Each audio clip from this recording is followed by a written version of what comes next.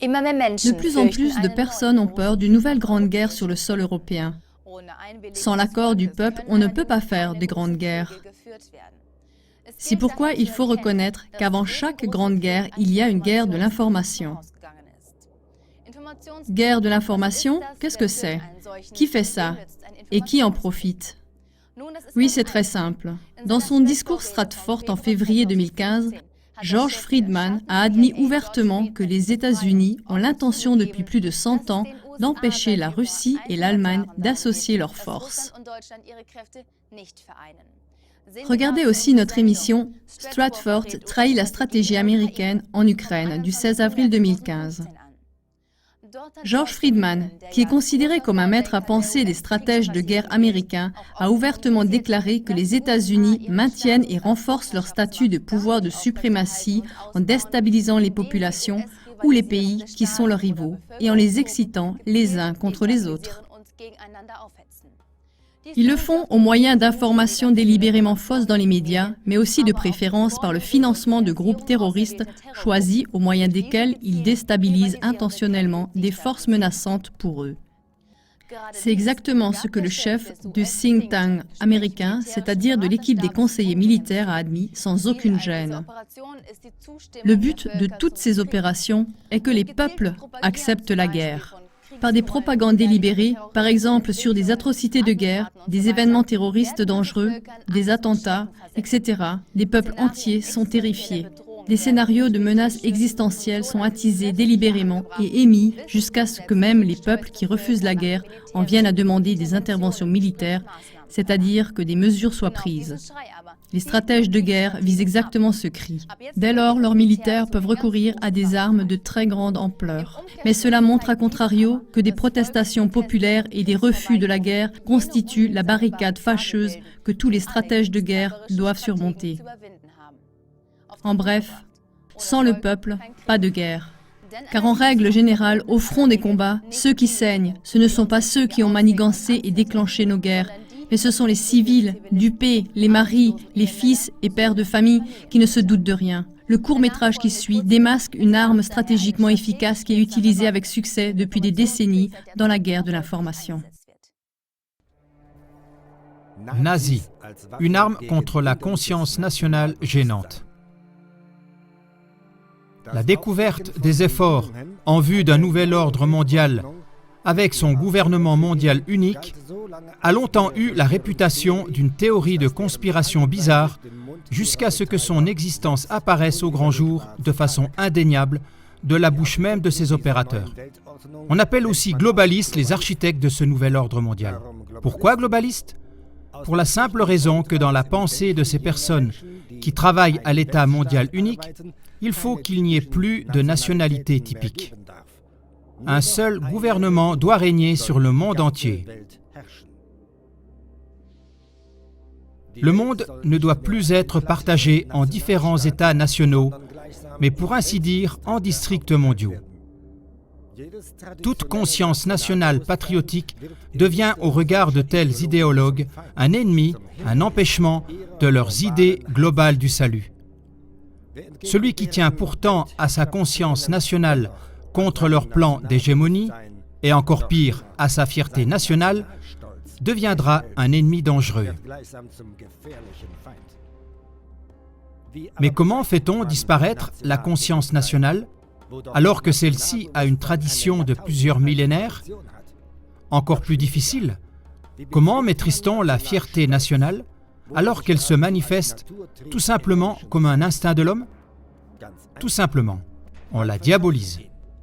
On apprend au monde que toutes les guerres du passé ont leur origine principalement dans la conscience nationale et dans la fierté nationale. On cache intentionnellement les vraies causes des guerres passées, les intérêts de pouvoir, les pulsions sataniques de rapacité et de despotisme et tout ce genre de choses. C'est seulement leur propre version de la religion, comme la seule légitime, qui intéresse ces architectes du nouvel ordre mondial. La responsabilité des guerres passées doit donc évidemment aussi avoir son origine dans des conflits religieux sans fin. Avec cette diabolisation, on rassemble très vite beaucoup de monde autour de soi, parce que les gens aiment décharger leur frustration et leur colère accumulées sur des boucs émissaires désignés. Comme il est impossible de diaboliser d'un seul coup des nations entières ou des grandes communautés religieuses, on commence en petit. En ce qui concerne la religion, c'est le dénigrement d'une secte. On prend n'importe quel groupe religieux marginal sans défense, on fait d'un point faible tout un scandale en mettant ce groupe dans le même sac que des groupes terroristes camouflés en groupes religieux comme par exemple Al-Qaïda ou d'autres groupes semblables. Ce faisant, on accentue sans arrêt le danger fondamental de la religion et en outre toutes sortes de guerres du passé, on les éclaire sous cette même optique. On le fait jusqu'à ce que la religion soit devenue dans la conscience du peuple la source de presque toutes les guerres du passé. Mais revenons au cœur du sujet. Comme il est impossible de diaboliser d'un seul coup la fierté nationale de peuples entiers, on commence aussi en petit. Comment cela se voit-il en pratique? Ces jours-ci, dans le journal USA Today, on peut lire en grandes lettres, je cite, « Le bataillon bénévole ukrainien Azov est plein de nazis ». Mais quelques lignes plus loin, il est écrit en petites lettres que le bataillon Azov a recruté des guerriers bénévoles qui se qualifient eux-mêmes de nazis. C'est alors évidemment une toute autre chose. Le chef de la CIA de l'ombre, George Friedman, a révélé dans son discours de Stratford de février 2015 que les États-Unis effectuent de telles actions depuis plus de 100 ans déjà pour déstabiliser leurs rivaux. Ben Laden en a été un exemple typique. Il est prouvé que Ben Laden a été formé et mis en scène par le gouvernement américain, c'est-à-dire par la CIA. Le thème central de ce show était surtout l'élimination des religions et le lancement des lois de surveillance. Le groupe terroriste des États islamiques, EI, continue à travailler actuellement au même thème central. Ils abattent des civils avec une brutalité jamais vue. Ils décapitent des pasteurs. Le sang coule abondamment, et cela au nom d'une religion fondamentaliste. Mais la religion est uniquement le prétexte stratégiquement instrumentalisé. Car en réalité, il s'agit uniquement de terrorisme instrumentalisé et planifié, du terrorisme salarié, autant chez Al-Qaïda que dans l'État islamique et beaucoup d'autres. Il est bien connu que l'EI a reçu des États-Unis comme salaire sa nomination et ses armes. Cela n'a absolument rien à voir avec une vraie religion, car tout le monde sait que dans toutes les grandes religions, le plus grand commandement est « Tu aimeras ton prochain comme toi-même ».